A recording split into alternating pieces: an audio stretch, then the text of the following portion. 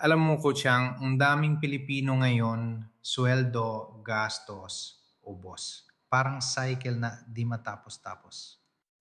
Exactly. Tapos kapag may emergency, utang agad. Wala kasing matibay na financial foundation.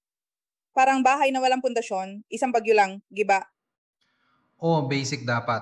Emergency fund, insurance, konting investment kahit maliit sa umpisa. Pero karamihan gusto agad yumaman. Shortcut. Pero totoo, walang shortcut sa financial stability. Kailangan paghirapan at pagplanuhan. Kahit simpleng ipon muna bago gastos, malaking bagay yan.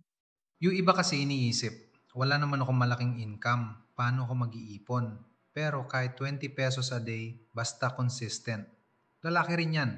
At dapat may tamang mindset, hindi lang puro trabaho. Kailangan, alam mo rin matutunan kung paano hawakang tama ang perang pinaghirapan mo. Kung gusto mo ng tahimik na future, kailangan mo ng matibay na simula ngayon.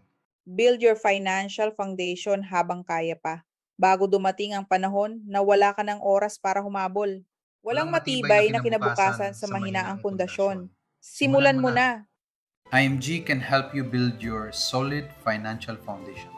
Talk to the IMG coach who shared this video.